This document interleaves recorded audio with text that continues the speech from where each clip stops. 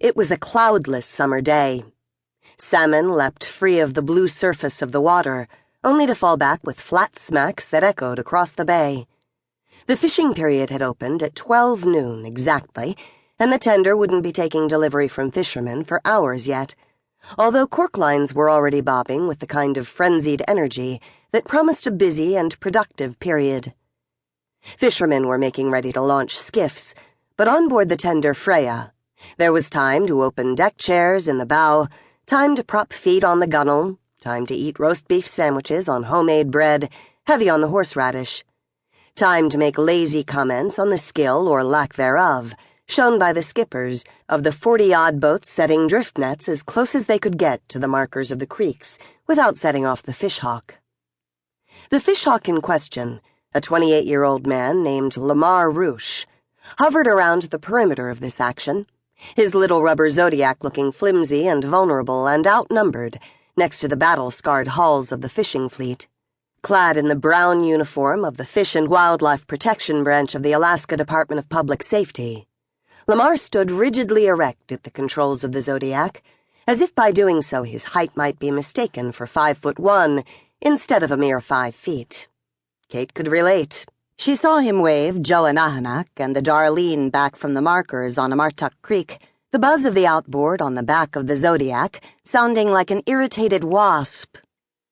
Joe flashed an impudent grin, a jaunty wave, and moved maybe 10 feet south of the mouth, the stubborn set of his shoulders clearly indicating his determination not to be corked. It happened. If you got careless or unlucky, a moment's distraction and another fisherman more on the ball would drop his net into the water between you and the creek markers, and you lost the advantage of being closest to the narrow funnel through which coursed hundreds of thousands of gleaming red salmon. Sleek and fat from 5 years of feeding off the nourishing depths of the North Pacific Ocean, the salmon were frantic now to regain that section of stream bed upon which they had been spawned, there to lay their own eggs and die, coming at last to rest and rot upon their ancestral gravel. Not for the first time, Kate reflected on how improvident nature was. She couldn't remember the exact numbers, but it went something like this. Of the 4,000 salmon eggs hatched by a single salmon each year, only 2,000 made it downstream to saltwater. Of those 2,000, only 1,000 made it out into the deep ocean. Of those 1,000, 8 returned to Prince William Sound. Of those 8, 2 made it upstream to spawn. 2 survivors from a clutch of 4,000.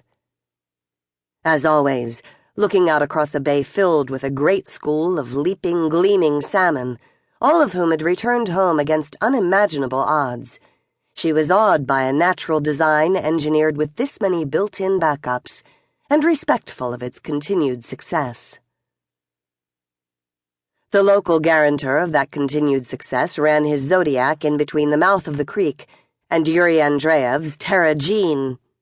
Without expression, Yuri removed his drifter from the area of contention. Joanahanak tossed out a cheery greeting, which Yuri ignored with dignity, narrowly avoiding the outer buoy of a set-netter. The set-netter yelled at him from the beach, and he ignored that too. The set-netters were out in force, launching their nets from shore instead of from a boat, trusting to the tides and currents and the salmon themselves to scoop up their share of the mighty schools swarming into the bay. From the Freya, the set-netter's gear looked like one long, uninterrupted line of white corks interspersed with orange anchor buoys, a carefully graded string of beads against the deep blue throat of the bay.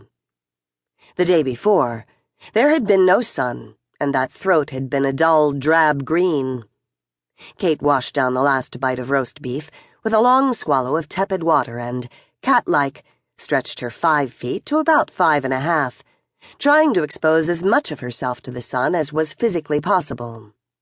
Her brown skin had already taken on a darker hue, and in this idle moment, she wondered if perhaps she ought to crop the bottom of her t-shirt after all.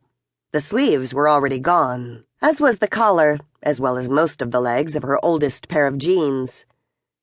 Too much effort on a full stomach, she decided, and closed her eyes against the glare. She was content. Kate loved the fishing industry and everything to do with it.